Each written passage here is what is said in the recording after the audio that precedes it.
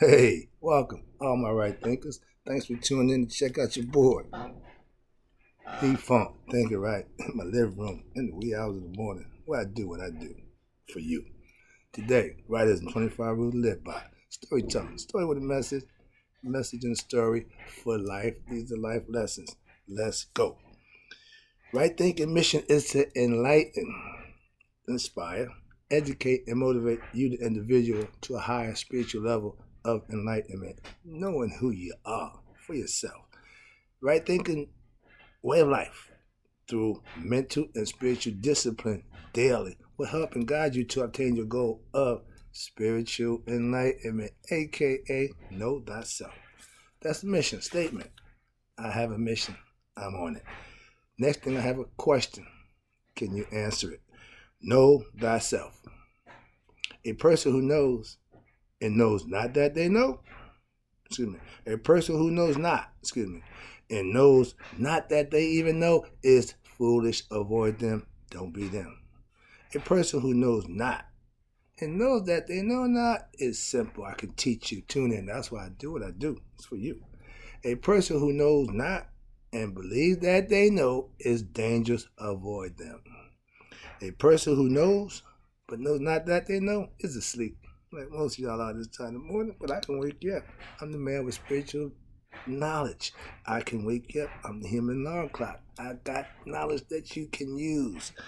Last one. A person who knows and knows that they know is wise. Follow them. All these persons reside in you. Right thinkers, know thyself. And to my eye, be true. You gotta give my girl the respect. Now, today, they say people walk around conscious, being awoke. Yeah, I mean, what? Yeah, 3 states of consciousness. But guess what? Consciousness is in the heart. Another good lesson for you. Remember, my mission is to enlighten. That means I'm going to tell you something you don't already know. Some of y'all going to say, oh, I knew that. It's okay. But for those who don't, let me enlighten you to something. That's what I do for you. We have our heart checked at with Judgment Day. Truth is in the heart. The Egyptians knew this thousands of years ago. This is why all the organs are taken out except the heart. You know, I went through that story before, but let's move on. This is a lesson in consciousness, which is in the heart.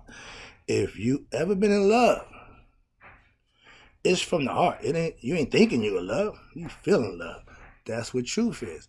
And to prove you, the heart has to know how to what? Supply the body with blood flow. That's just one aspect of what it does.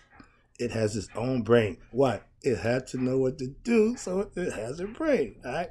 We live to please the heart, aka the conscious. They say, let your conscience be your guide. That means live your life through your heart. Have a light heart. Live peacefully. Live righteousness. Okay? Live and speak Makadu. That means the heart is purified. When you're in love, when that thing hits, bam, this don't work no more. The brain, the mind, it's taking over. The heart will supersede the brain. You can't think, you can't function, you can't do nothing. That feeling, yeah, that's God. That's what the state of being blissed out is all about. That feeling you feel love for somebody else, when you know yourself and you find God, you have that same love for God. That's how you become blissed out. Christians, good Christians, they become blissed out. Why? Because their sincerity to Christ and how they live will put them in that position to being blissed out. Why? They got knowledge of self. To make a difference how you get it. The heart don't think. I told you. It just knows what it wants. Thinking is the mind's job. And once your heart and mind get on the same accord, you become a different person. It's called heart-mind coherence. It's what everybody's trying to get you to. I'm telling you, the heart and the mind have to become one. That's you and God coming together. I teach. I don't get excited. I calm it down. Now watch this. Consciousness is really being aware of what it wants and thinking. Oh, no, whoa, excuse me. The next level is consciousness is being aware of self, okay? AKA becoming God conscious. To know God to know him. You don't forget him. You don't stop knowing him. Once you become God conscious, that should be the way to go. That's the path in life that you want to walk. I call it the spiritual path. I call it the arduous road. Why? I mean, people going to take this road. That's why it's so lonely. And trust me, it's lonely. Man, excuse me. Watch this. Knowledge. Once you obtain it by the mind, you act on what you learn. To obtain knowledge and don't use it is useless. Like going to school, studying, and then don't take the test. How we know what you learn or if you learn? So life is the test. You learn, then you put it to the test. You live it. Okay? Right thinking philosophy does that. It gives you self-knowledge that you can become an enlightened being by what? Using it. Having it don't get you there. Believing in God don't really get you there. Praying to God don't really make it happen. It's something that you have to do. Plus, I call it putting in the work. I call it preparing for greatness. I do it every day. The goal of right thinking philosophy is to make you conscious of who you really are, aka God. When you become one with the heart and the mind coherence, that's your godliness. That's you reach the nihas. But people dress it up in all different kinds of ways and give you all this mumbo jumbo. I'm going to give it to you straight. I don't have time for the mumbo jumbo. I don't think you do either. Get your act together. Live, do, and be, and get your reward. Simple. When you live right thinking philosophy, consciousness is your personal goal. Knowing yourself is what you want to do as a right thinker. Everything else is pretty much on you. I'm going to help you with that. The rest is on you. Trust me. Same thing with my kids. I'm going to give you what you need. The rest is on you.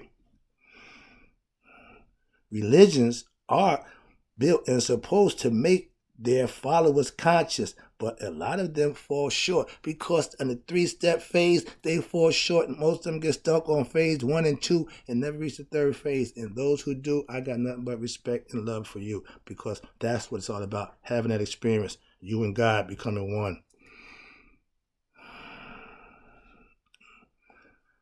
Next one. The heart is the storehouse for your consciousness. Why? That's why they wait at Judgment Day. If I give you a lesson and I break it down, if it don't make sense to you, call me on it, please. Break it down where I got it wrong, because I know how to make it make sense. Why? I live it. I know it. I'm just trying to get you to understand it. That's what breaking it down so it makes sense means. You getting the lesson. I'm not talking over your head. I'm not talking around you. I'm talking at you. Trust me. The heart plays many other roles other than just pumping blood. Again, the pumping blood is the action of the heart. But what the heart does is sends messages. Why? Because it has a brain. I keep telling you. I'll let that one go. But understand, there's a brain in your heart. Oh, Brother Wright says, yeah. And all you got to do is fact check me. Go check this guy, Greg Braden. He loves to tell you about that story, okay? But yeah, it's true. They discovered it back in the 90s. How about that?